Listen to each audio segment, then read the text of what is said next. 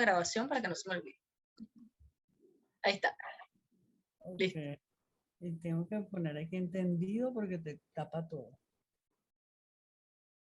Bueno, a ver cuánto tiempo me aguanta el Zoom así con pantalla, porque no demasiado. Bueno, esperamos que entren como 2 personas más a ver si vienen y comenzamos. Sí, Claudín debería estar por entrar porque está ahorita con nosotros en la otra clase. Si hay un par de personas que no tienen problemas hoy con conexión de internet, Teresa y María Méndez. Mala. Sí, Yo sí, no sí, sí. sé. Sí, entonces si quieres, en cualquier caso puedes arrancar y esto que se pierdan los que entren, lo ven después en la grabación. Bueno, ustedes me dicen, o si prefieren esperar ¿tienen alguna pregunta de la clase pasada, alguna cosa antes de seguir? Bueno, vamos a hacer una cosa. Valerie les colocó hoy en el Paddle, ¿es que se llama? Efectivamente. En el Paddle el libro de Heidegger, que sería desde la semana que viene. Entonces, ese libro tiene como tres capitulitos, 3 capítulos. Entonces, uno que es el inicio, que no sé, o sea, 4 en realidad, pero entonces, el primero y el segundo, es decir, que sería ese inicio que no tiene nombre, sino que explica qué es la palabra origen. Lo que vamos a leer es el origen de la obra de arte. Ahí hay 2 libros en ese libro. En arte y poesía hay 2, está el origen de la obra de arte y Hölderlin y la esencia de la poesía. Entonces nosotros vamos a leer el origen de la obra de arte y en 3 clases, porque Heidegger es un poco complicado para sus cosas. Entonces, en la primera clase llegaríamos hasta la página 65, que es todo el inicio y una especie de parágrafo que se llama La cosa y la obra, que es justamente donde Heidegger deslinda entre qué es una obra de arte y qué es una cosa. Sí, porque las obras de arte no son cosas exactamente. Después No vamos. lo tengo todavía en el Padlet. Si me acabo de meter y no me aparece. No sé si. ¿No? Ay, déjame revisar. ¿Será que se quedó a media carga? Típico que pasa. Ya estoy haciéndolo en este instante. Que yo de eso no sé nada. Después de la 65 a la 92 hay un parágrafo que se llama La obra y la verdad. Ese sería el que leeríamos la segunda semana. Y el tercero, que se llama La verdad y el arte, es el que vamos a leer al final, que es de la página 92 a la 123. No es un libro sencillo, por eso se los voy diciendo para que lo vayan revisando. A veces Heidegger tiene un idioma, un lenguaje un poco así como busca ser tan preciso, es muy complicado, porque busca ser tan preciso, busca no utilizar bajo ninguna perspectiva una metáfora, ni nada que pueda confundir a la gente, que llega a ser tremendamente complicado, porque uno está tan acostumbrado a interpretar, que cuando te ponen estas cosas donde tú tienes que ser absolutamente preciso, te vuelves como loco. Y además, el problema mayor es que está traducido del alemán al español. Entonces, la precisión en alemán, te quiero contar que no tiene nada que ver con la nuestra. Ya está, Joel. Es que justamente me había faltado darle ok a la publicación después de que se había subido el libro. Ya me apareció, ya me apareció. Sí. Entonces, perdón, ¿puede volver a decir ¿Cómo no? qué es Mira, lo que hay que leer para la primero próxima? ahí vas a tener el prólogo y 2 textos. El origen de la obra de arte, que es el primero, y Hölderlin y la esencia de la poesía, que es el que no vamos a leer. A menos que ustedes se lo quieran leer, hoy no podemos leer. Entonces, en el primero, el origen de la obra de arte, tiene 3 parágrafos, digamos, o sea, especies de apartados, ¿no? Eso en filosofía generalmente les llamamos parágrafos. 3 apartados, uno que tiene un inicio donde no tiene ningún título. Después tiene un primer título que se llama La cosa y la obra. Entonces, eso lo leeríamos, eso estaría de la 37 a la 65. Es donde deslinda Heidegger entre lo que es una cosa y lo que es una obra de arte. Después de la 65 a la 92 hay un parágrafo que se llama La obra y la verdad, que nos habla acerca de cuál es la verdad. El postulado de Heidegger es que en el lenguaje artístico en general, en el lenguaje, lo que él va a llamar lenguaje poético, que no es poesía, es un lenguaje parecido a lo que vamos a ver hoy con Nietzsche. De alguna manera tiene una relación. En el lenguaje poético se expresa una verdad, que es una verdad, uno podría decir, mucho más esencial, quizás, mucho más verídica que la verdad del conocimiento, que es una verdad falible, una verdad que podemos modificar constantemente, ¿no? Y luego hay un último parágrafo de la 92 a la 123 que se llama La verdad y el arte, que sería para el tercer día. Vamos a hacer 3 clases sobre Heidegger. Sí, porque tú te vas, y a lo mejor yo no sé, ustedes me van a ir diciendo, porque Heidegger, lo que te digo, él tiene un lenguaje y una interpretación del mundo que es muy particular. Y que si uno no hace todo el contexto, pues te entiende como a la mitad las cosas. Y eso no termina de estar muy bien, ¿no? Pero bueno, yo creo que con 3 clases tenemos. Y para discutir y todo. Ahora, si se necesitaran más, pues no. No, porque si no se nos va a acabar, no vamos a poder ver a los demás. Sí, después se hace corto. Exacto, después se hacen demasiados personajes para poco tiempo y no funciona, ¿no? Bueno, nada, vamos a comenzar. Bueno, como vimos la clase pasada, habíamos hablado de una cosa que se llamaba la fisiología del arte, ¿no? Que era la última de las, una cosa de finales de un Nietzsche maduro, donde entonces él estaba ligando el arte,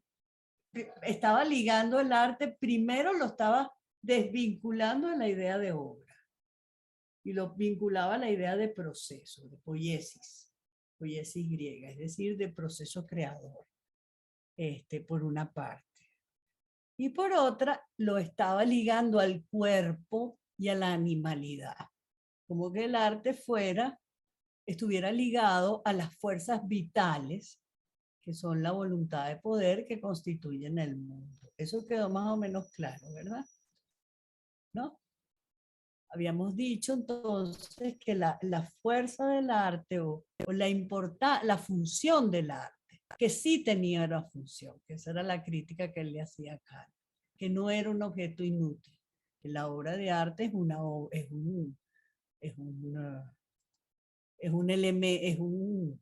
un objeto fundamental para la cultura humana y para el hombre y para el desarrollo de la vida humana. Y no es un objeto inútil para la pura contemplación. Eso no quiere decir que no contemplemos el arte, también lo contemplamos. Sin embargo, no es la pura contemplación lo que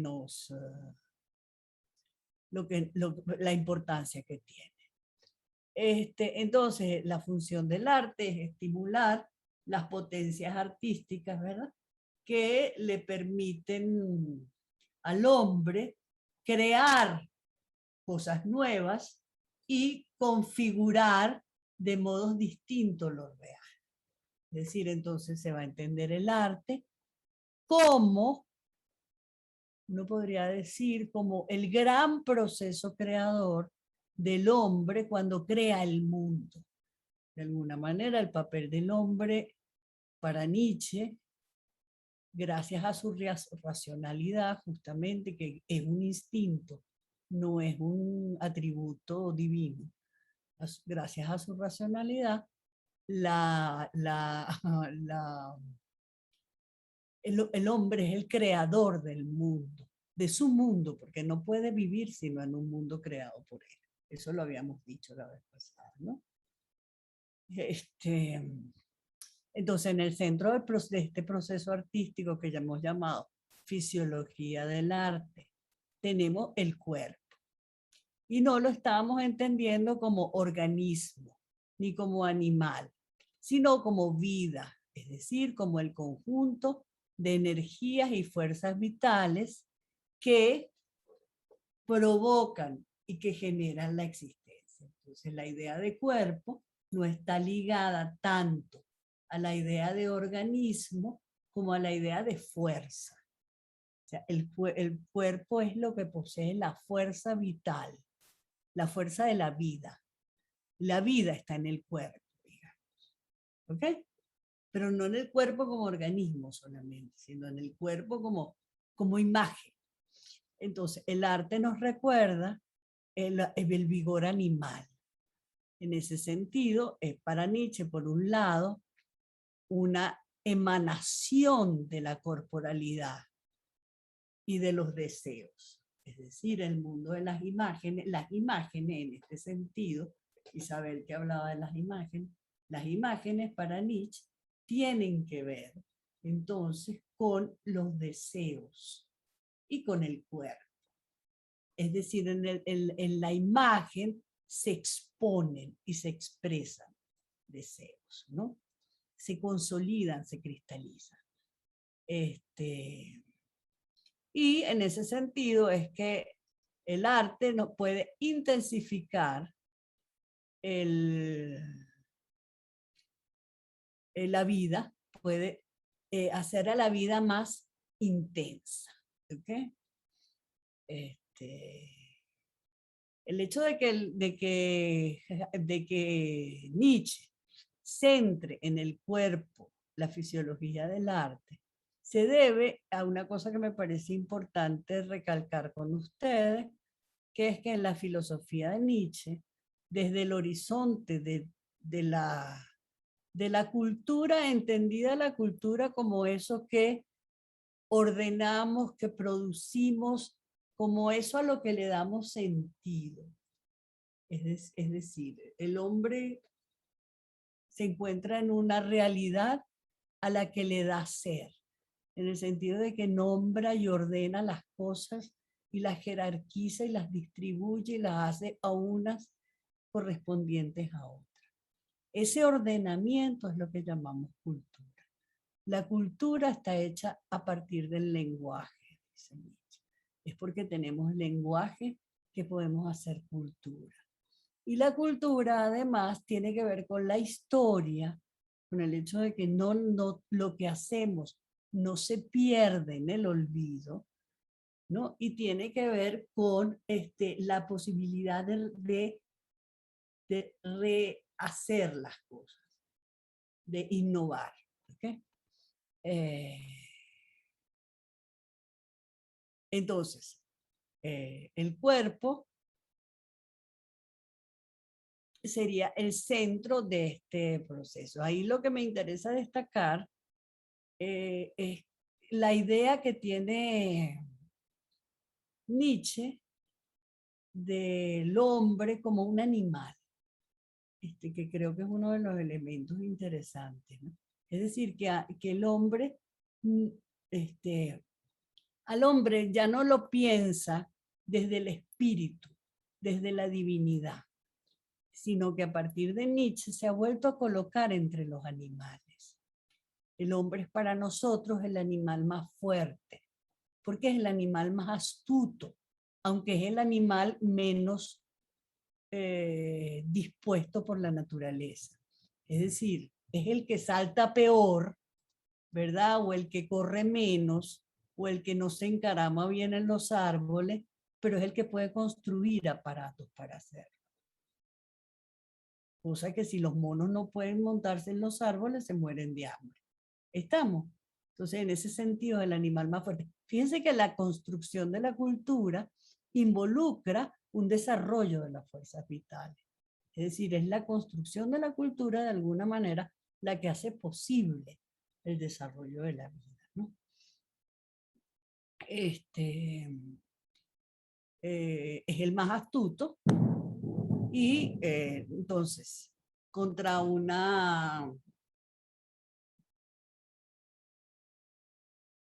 el hombre no es entonces en modo alguno el más importante de la creación, sino que simplemente es distinto de los animales porque en él la voluntad de poder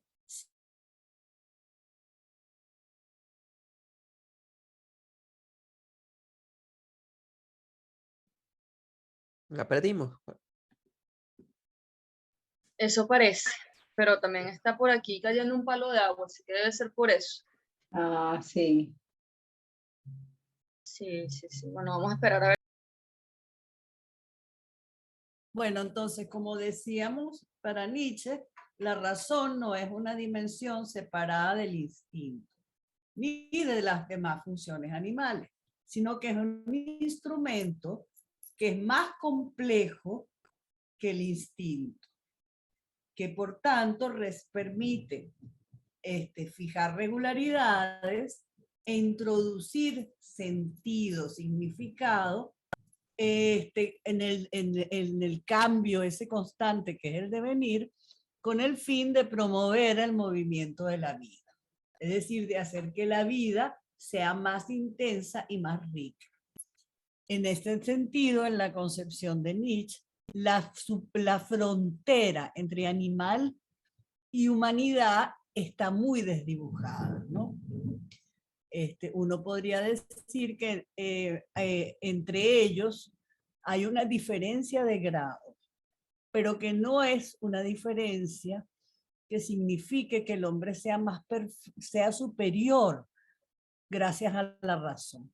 Lo que el hombre es para Nietzsche es más complejo e interesante, pero esta distinción que él hace del hombre como más complejo e interesante y no superior, no tiene que ver con la razón, sino que es una distinción estética. ¿Qué es lo que él se está llamando más complejo e interesante? Los hombres superiores, va a decir Nietzsche, igual que los animales superiores, mientras más complejos son, ¿qué es lo que tienen? Es que tienen más perspectivas sobre la realidad. Pueden tener más modos distintos de entenderla, de significarla y de concebirla. Por lo tanto, si ustedes se dan cuenta, la diferencia no es una diferencia en tanto de conocimiento, es una diferencia estética. El más complejo, el más rico, el superior, no es el que es más acertado, es el que tiene más pluralidad de visiones, es el que puede ver las cosas desde sitios diferentes. Estamos. En ese sentido, la distinción entre los hombres superiores y los hombres inferiores, así como entre los hombres y los animales, no se debe a la razón, como decíamos, sino a la cantidad de perspectivas que se pueden tener sobre la realidad. En un momento hay un parágrafo, un aforismo donde Nietzsche dice, los hombres ven y escuchan más. Ven y escuchan pensando. Y precisamente ese pensar mientras ven y escuchan es lo que hace al hombre más complejo, más interesante y más rico. Como se puede ver, Nietzsche no asocia el animal con la irracionalidad o la brutalidad, sino con la vida. El animal se define entonces como el ser viviente. El ser viviente es ¿qué? El ser viviente es aquel que es espontáneo. Yo les estoy diciendo todo esto porque de alguna manera todos estos elementos forman parte de lo que llamamos la fisiología del arte. Entonces, ¿qué es la fisiología del arte? El proceso artístico es más creador cuando más perspectivas produce, cuando más pluralidad de significaciones y de sentidos da lugar y compromete. Eso por una parte. Entonces, de alguna manera, mientras más mientras más sentidos distintos se pueda proveer a algo, se es más rico, se es más complejo y se desarrolla mayores fuerzas vitales. ¿Okay? Por otra parte, en el hecho de que el animal sea el ser viviente y esa animalidad está instalada en el cuerpo, entendido en el cuerpo, como el centro en el cual se van a desarrollar esas fuerzas vitales que son las que intensifican el deseo de vivir, es decir, en el cuerpo se va a instalar de alguna manera la voluntad de poder. El hecho que caracteriza eso, que el cuerpo es el emblema del ser viviente, es una cosa que Nietzsche va a llamar la espontaneidad. ¿Y la espontaneidad qué es? Por espontaneidad va a entender el movimiento gracias al cual algo se origina a partir de uno mismo. ¿Eso se entiende? O sea, espontáneo es el hecho de que tú puedas, al mirar una cosa, establecer distintos modos de interpretarla. La espontaneidad está en el hecho de que tu interpretación de eso que estás contemplando, de eso que estás pensando, de eso que estás leyendo, ¿verdad? Nace de tu propia relación con eso. No hay un tercero, no hay no necesitas una teoría cultural, no necesitas un proyecto, no necesitas una doctrina artística para comprenderlo. Para Nietzsche el arte funciona así. El arte funciona desarrollando en cada quien su espontaneidad, es decir, su capacidad de producir algo a partir de la propia relación que tienen con eso que están leyendo, que están mirando, ¿no? Es decir, la espontaneidad sería la capacidad de concebir algo a base de sí mismo, ¿sí? En ese sentido, es un modo extraordinario, vamos a decir, excelso de crear y actuar.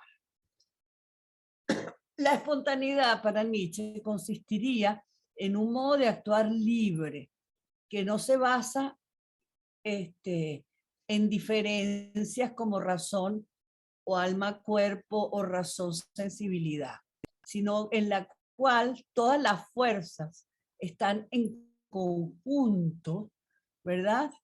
Y están actuando para intensificar el desarrollo de la vida misma. En este sentido es que Nietzsche afirma que el cuerpo piensa. Sin embargo, al plantear eso, el cuerpo piensa, Nietzsche no quiere simplemente invertir los términos y asignarle al cuerpo las funciones que tenía la razón, sino lo que quiere es deshacerse de la dicotomía entre alma o espíritu y cuerpo. Eso es un gran problema filosófico. Es decir, toda la filosofía ha estado cargada por esa concepción del hombre como una espiritualidad encarcelada en un organismo. Y cuando Nietzsche aparece en finales del siglo XIX diciendo esto, eso causa una especie de revolución en la manera de ver al hombre, porque el hombre va a pasar a ser un pedazo más del mundo. Uno que tiene capacidades para ordenarlo y constituirlo como significado, pero va a ser parte del mundo. ¿Eso se entiende? ¿Está claro? ¿Sí? Sí. Me queda claro el concepto, pero no por qué se deriva de lo anterior. O sea, ¿Cómo? por qué el hecho de que el cuerpo piense Ajá. hace que el hombre pase a ser un pedazo más del mundo. Ah, porque entonces tú estás pensando al hombre, no como aquel que tiene una racionalidad que le es otorgada por una divinidad que está fuera de lo corporal, de lo animal, sino que es el mismo cuerpo el que en un desarrollo de sus fuerzas vitales conquistó el lenguaje. Y a partir de conquistar el lenguaje, conquistó el pensamiento y el significado. Y con eso conquistó el ser.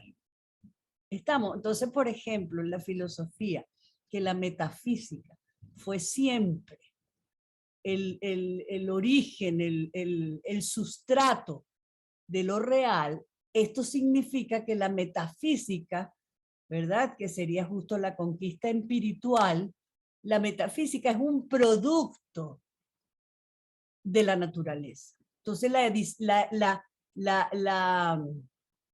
por ejemplo, la diferencia brutal que hacía Kant entre naturaleza y hombre. Ustedes vieron los juicios sublimes, ¿sí? No. Ah, bueno, cuando él habla de los juicios sublimes, cuando Kant habla de los juicios sublimes, dice que los juicios sublimes son, tenemos dos tipos de juicios estéticos. Los juicios de lo bello, que son esos que ustedes vieron, y los juicios de lo sublime. Los juicios de lo sublime no tienen que ver con el arte, sino con la naturaleza.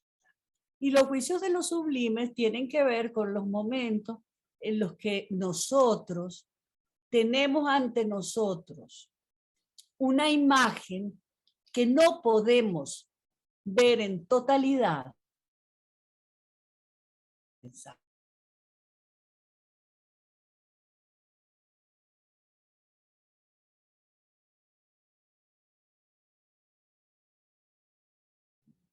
Como que tembló de nuevo la conexión.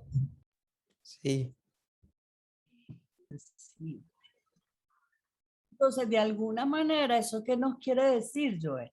Eso nos quiere decir que todo el pensamiento, por ejemplo, moderno, está fundado en la idea que lo que hace humano al hombre, que es su pensamiento, ¿verdad? Su capacidad de significar, no le pertenece a la naturaleza, sino a una condición suprasensible. ¿Qué quiere decir suprasensible? Que está más allá de la sensibilidad. Entonces, ¿se entiende lo que trato de decir? Sí. En cambio, cuando tú lo vuelves todo hacia el cuerpo, tú estás instalando el hombre nuevamente en la naturaleza, entre las cosas. Lo estás convirtiendo en un animal, solo que en un animal particular, pero cuya humanidad no es una negación de lo animal. Su humanidad es un desarrollo de lo animal. Esa sería la gran diferencia. Toda la historia de la filosofía ha pensado lo humano como negación de lo animal. En cambio, todo lo que es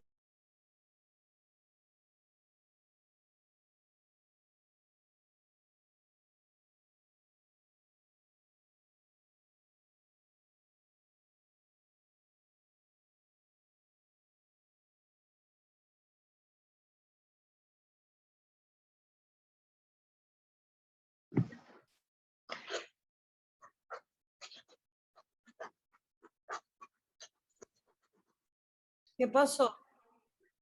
¿Qué pasó? ¿Qué pasó? ¿Qué pasó? Perdón, perdón, es que te habías caído y yo paré la grabación.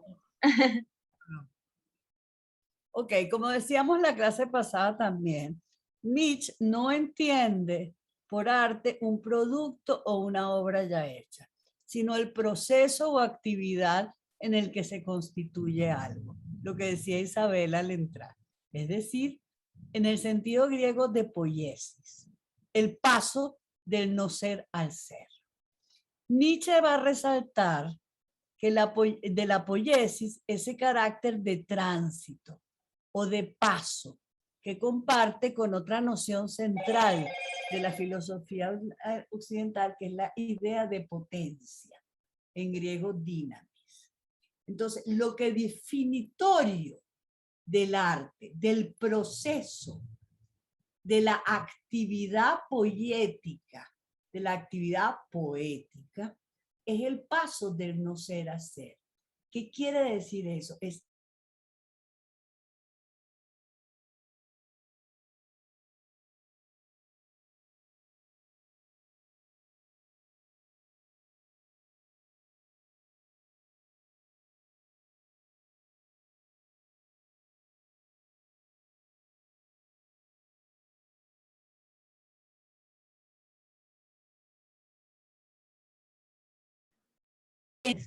de pensar, de interpretar y de significar. ¿Estamos? ¿Se entiende? ¿Sí? Sí.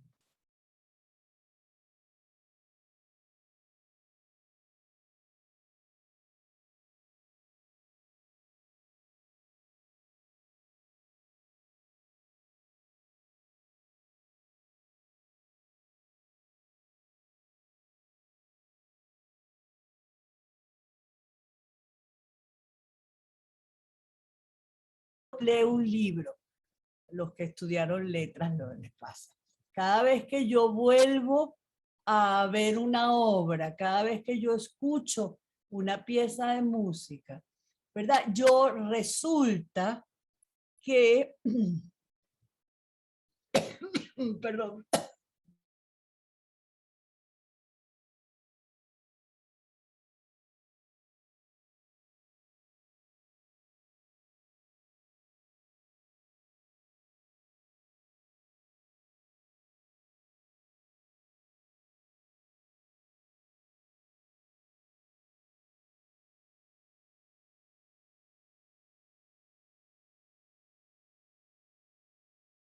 lo que define lo artístico y lo que sería el elemento clave tanto de la espontaneidad como de la corporalidad en eso que llamamos la fisiología del arte. ¿Entendemos eso?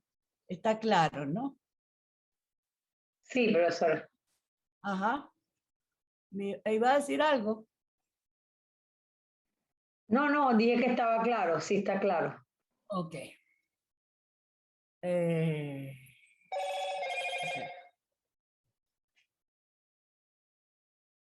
ok, lo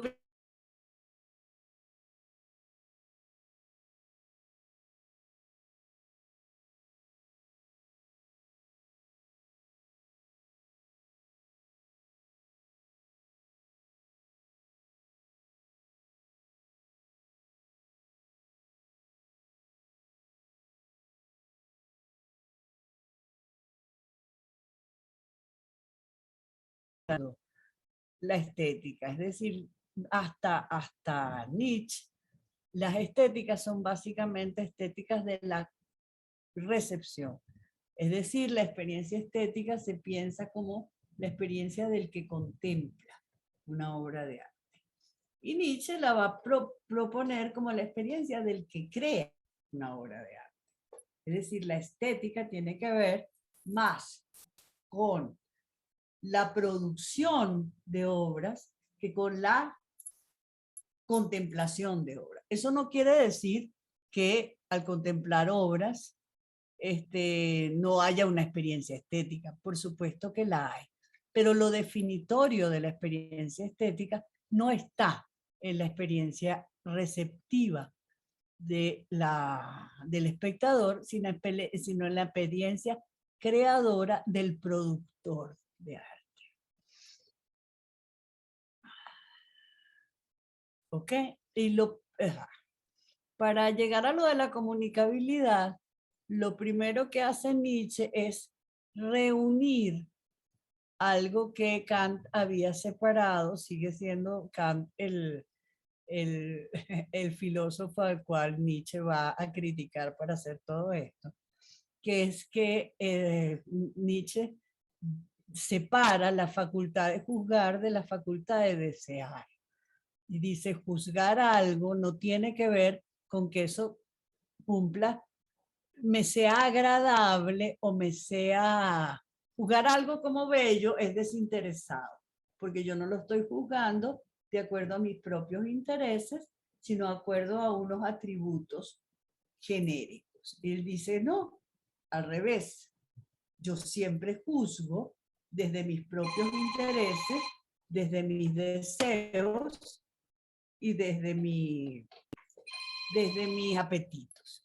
Exacto. Entonces, por eso, en la estética de Nietzsche, no queremos un productor, un espectador desinteresado, sino un espectador productor activo.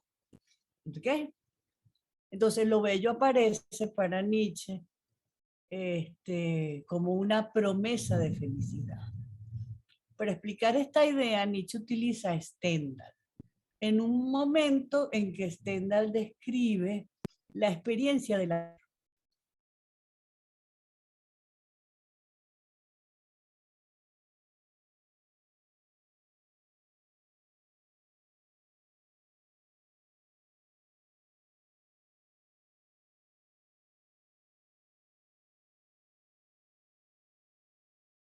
Creo que la perdí. Sí, Para Stendhal, la idea de belleza. Profe, te perdimos un poquito, así que recapitula porque, porque no se te escuchó una parte. Ok, mira, la idea de belleza entonces aparece, lo bello es para Nietzsche, no, lo bello no es un juicio desinteresado, lo bello es una fuerzas vitales, es una promesa de felicidad. Es la segunda manera que tiene de entender. Una promesa de felicidad. Para explicar esa idea de promesa de felicidad, que no es una idea sencilla, Nietzsche va a utilizar a Stendhal, un novelista francés.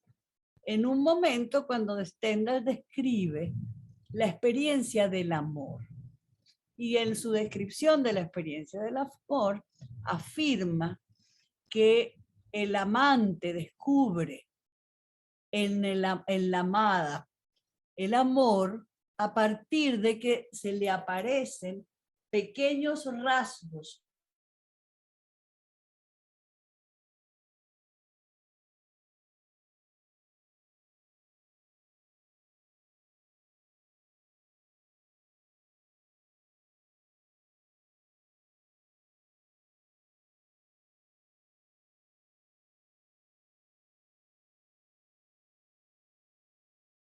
Sí, yo creo que la señal está como muy turbulenta.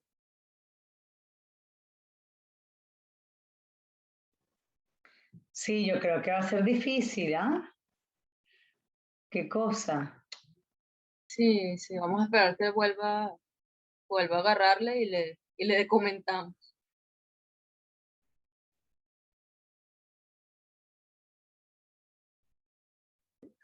ahora se desconectó por completo. Sí, bueno, cerremos aquí entonces y yo le escribo por el WhatsApp.